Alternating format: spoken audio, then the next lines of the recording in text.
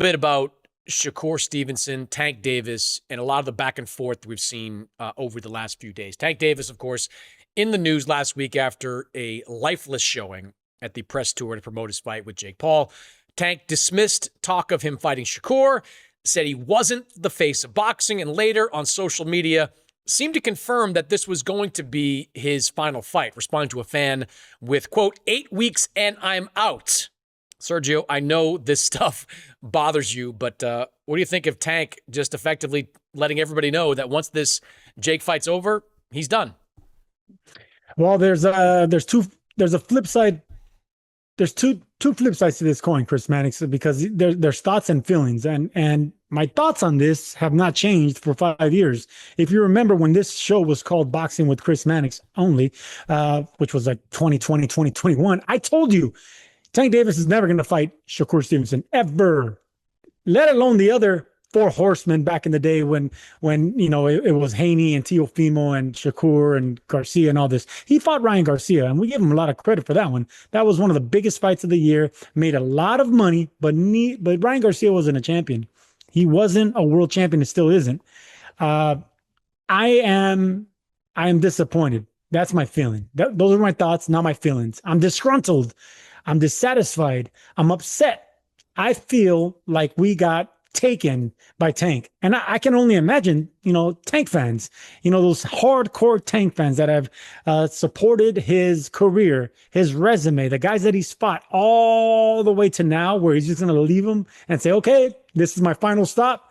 All you guys get off because I made a boatload of money. Thank you for your support, but I'm never going to fight the four horsemen. I'm never going to fight the guys that you wanted me to fight. And I certainly am never going to fight a 3-division silver medalist in the Olympics in Shakur Stevenson, who would probably box circles around him. This young man at 30 years old, in the prime of his career, is going to leave us all so unsatisfied, in the words of Teddy KGB and Rounders. Yeah, I can't, and no one should begrudge Tank for taking the Jake Paul fight because it is prize fighting at the end of the day. And I don't know what his purse is going to be, but it's going to be in the 8 figures. And that's not, he's making more money doing this in a fight that's not going to go on his professional record than he would doing the rematch with Lamont Roach. So you can't hate on a guy for doing something that I'm sure every other fighter, including Shakur Stevenson, would do if they had the opportunity. The problem is, to your point, is that Tank is going to leave everybody unsatisfied without seeing him in that marquee fight. Like, his biggest fight to date in terms of what the accomplishment of it was that win over Jose Pedraza, which was back in 2017 when he won the IBF title at 130 pounds. Since then, he has fought some good fighters. Ryan Garcia is one. Mario Barrios is another. Leo Santa Cruz is another. But he's not fought anyone that you would put on that elite level, at least not in the weight class that he was fighting them in. So that's the problem I have with all this. The Tank is going to walk away without having faced any of these guys. And like, it's not an apples to apples comparison, but do you remember Sven Otke, Sergio? Remember watching him? Sven Otke? This is part of the problem, I guess. Sven Otke. He sounds like a like a skier, like a gold medalist and a skier in the Olympics. Well, he's Eastern European, so that tracks a little bit. Sven Otke was the former IBF super middleweight champion back in the early 2000s. And he held on to that title for a long, long time. I think he made 16 world title defenses at 168 and never fought in a big unification fight, never fought in a big fight. I mean, there were opportunities for him to fight Joe Calzaghe back in the day, which would have been a huge fight. Two guys, European, major fight, 168 pounds. He didn't do it. He retired undefeated with no shot of getting in the Hall of Fame, even though he was a longtime world champion. No shot getting in the Hall of Fame. Tank Davis, to me, has become kind of a more popular version of Sven Otke, where he's fighting, good guys, but not great, and doing, everything he can not to take on those big challenges. So I am disappointed by all of it. I think it will, forever leave a stain on Tank's resume that he didn't try against those world level competition. Do you spell Otke with double T, O double Double T? T. Yeah, Double you know T, what? I yes. have seen his name in the rankings when I used to, read the KO and the Ring magazine back in the day. I do remember that name over and over and over being in there. That one and Darius Michalczewski, Michalczewski. who never fought Roy Michalczewski. Jones. There Yeah. you go. Those two names were always in the rankings. So yeah, that does sound familiar. But this is something that, yeah, you compare him to Sven. This I don't know how to say his last name, Sven. I compare him to, not I compare him, but a lot of people are going to say, no, why don't you compare him to Floyd Mayweather Jr., who's laughing all the way to the bank, who only took the right opponents, the popular opponents, but there's a big difference. Floyd Mayweather Jr. had two careers, like you always like to say, as a lightweight when he fought all the killers, when he fought the undefeated power punchers like Diego Corrales and many other champions that no one wanted to face, and then the Money Mayweather years where he actually used his head, where he boxed, where he didn't engage, when he took on older champions like Oscar De La Hoya and others. I think Tank Davis and Team Tank Davis and Floyd Mayweather Promotions, for that matter, they took a page out of that book and really got into Tank's head, saying, "Look, man, in the end, the fans aren't going to pay your bills. In the end, legacy don't feed your kids," and all that other stuff that you hear. And I think all that has really resonated in not only Tank Davis's head, but a lot of champions, a lot of fighters that have made tens of millions of dollars. Ryan Garcia is one of them. Never going to become champion. Edgar Berlanga just recently with Canelo, all that money, you'll never see Berlanga win a world championship. And I think this is a new generation where it's money over legacy, whether it's, I don't want to take no punishment and I want the biggest fights possible. And I'm just going to move on with the rest of my life and raise my kids rich and wealthy without giving the fans, the guys that have supported me, the people that have supported me my entire career, what they actually want. Tank Davis is probably going to be the poster boy for this, because at least fighters like Devin Haney have fought big names. Ryan Garcia has dared to be great at least once. But Tank Davis, when's the last time he dared to be great? Like you said it, 2017 is the only time he dared to be great, when he fought a champion, Jose And Pedraza. looked outstanding in that fight, by the way. And that but if you look under the numbers, you're always going to say, well, Pedraza, that was his first title defense, and Tank got him at the right time. Doesn't matter. People really remember titles and championships. That's going to be what Tank's remembered for. That, but not the interim champions, not the Mario Barrios and the Rolly Romeros, not the smaller champions that he beat like Leo Santa Cruz and Gamboa. No one cares about those guys. It's, who are you fighting at the absolute prime and at the peak of their career? And the only man that Tank Davis fought at that prime at peak was Ryan Garcia, a non-titleist. Yeah.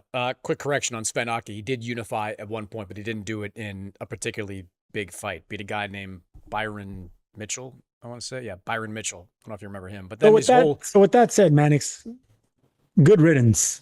Let's just finish on that. Gervonta Tank Davis, good riddance. Let me just follow this train of thought a little bit further. If we don't get Tank versus Shakur, like, where does that rank among the biggest fights that we have not seen in boxing? There are some obvious ones that are out there. I mean, it's not Sugar Ray Leonard, Aaron Pryor. It's not Riddick Bowe, Lennox Lewis. It's not even like Floyd Mayweather, Amir Khan, or Mayweather, Paul Williams for big fights back in those days. But where would you put the Tank Shakur fight among big fights that we never get to see? Because look, Tank is still the biggest draw in those lower weight classes and a damn good fighter. And Shakur has proven himself at the highest of levels, most recently that win over Zepeda. If it doesn't happen, like, how big is that miss for boxing?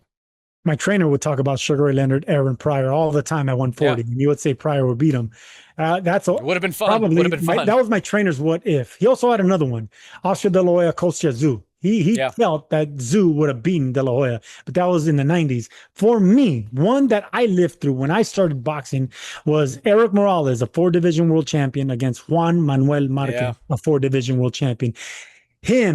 Those two, and Marquez and Barrera, they all fought each other over a dozen times, but those two never fought. Eric Morales and Juan Manuel Marquez never fought. Can you imagine? Two of the first Mexicans, 4-division world champions that were at their absolute peak. They can box, they can bang, they can bleed, and they can give the fans what they want. That's the one that stays in my head. But man, these guys fought everybody. So we can't blame them. We can't call them like, man, you didn't fight them because they fought everyone else. These guys were killers and warriors and all-time greats. Not only Mexican greats, all-time boxing greats. And we can't hold them, we can't judge them for that. There's just too many great fighters in that era, and they seem to have fought all of them. Yeah, I mean, so the question remains, like, would you put Tank Shakur up there with some of those big fights? No, because they're not popular enough. And well, Tank is. I mean, Tank was at the brink of becoming a superstar. He made superstar money, but that didn't make him a superstar. If he would have done something great after that, Ryan Garcia, which was a star making a performance, that's when Ryan Garcia could have capitalized not only on his finances, but on his legacy. If he would have actually taken, the fights that we wanted right after that, man, we had the new Floyd Mayweather Jr. We had the new Oscar De La Hoya Jr., the new Sugar Ray Leonard, but he didn't. He went backwards. He regressed from there because he got satisfied with the money. That's where the difference in greatness comes into play. What route did you take? Did you take the money over the legacy? And we all know that Tank Davis took the money not only ran, but he just disappeared. He just has hunger for the game. Those two things are not mutually exclusive in this particular situation. Like, it's not like if he fights Shakur Stevenson, he'd take a lesser paycheck. Like, Shakur Stevenson has not established himself as a draw yet, certainly not at the gate or on pay-per-view, but he's a known commodity and is coming off the most entertaining win of his career. Not only that, but he has Turki Al-Sheikh behind him and the bankroll.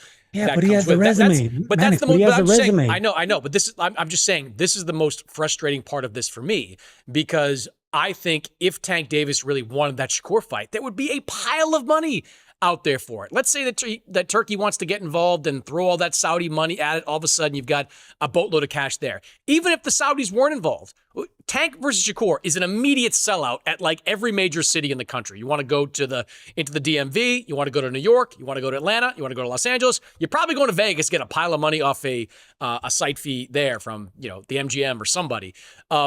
And it does a pretty good number on pay-per-view. Like, it's not a Ryan Garcia fight because Ryan had his own built-in fan base, but Shakur is starting to build enough of a fan base that you could get 800,000 pay-per-view buys for a fight like that, which in today's game is a huge number. Like, nobody's doing 1 million pay-per-view buys anymore. It doesn't happen. Tank versus Ryan, I think that was the last one, right, that did over 1 million pay-per-view buys. Yeah. So I just think that's what's frustrating to me is that, look, if you're saying like Tank, if you're criticizing Tank for not taking the Roach rematch, okay. But I think if you're Tank, you can say, well, who's paying real money for that? Like who's like, it wasn't a great fight anyway. Like, yeah, I need to, get my get back and prove that I deserve to win after taking a knee and having my trainer wash my face off in the corner in between one of the rounds. But it's not as lucrative as some of these other fights. A Shakur fight is both legacy defining and lucrative. And like, if I'm Tank, and he's not listening to me, obviously, or you or anybody,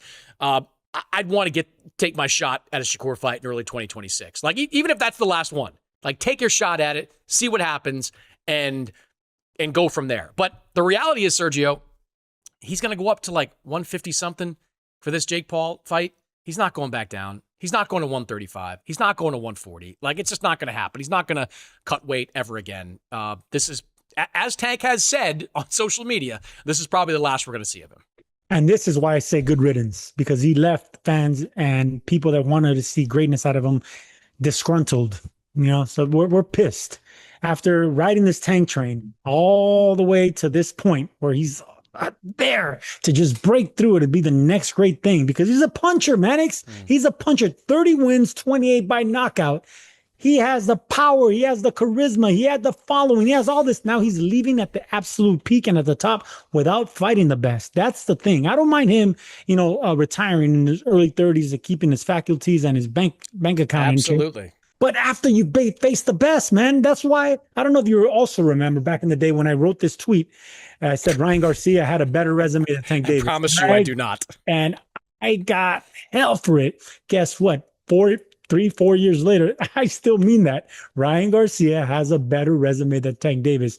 Teofimo Lopez has a better resume than Tank Davis. Devin Haney has a better resume than Tank Davis. Shakur Stevenson probably doesn't have a better resume than Tank. No, I think he might. I think division champion, silver medalist. So all these guys are overshadowing the potential greatness of a Tank Davis, and this man is leaving at the absolute top because he fears losing, and he took money over everything. I think Shakur has a pretty good case to have a better resume with wins over Valdez, Jamel Herring, more notably Williams Zepeda, and once he fights Teofimo, if that happens early 2026, he will definitely have a better resume. Oh yeah. But yeah, it's disappointing, no doubt about it, that we're never going to see what could be a super fight between two top guys in the lower weight classes. And you know what else is disappointing?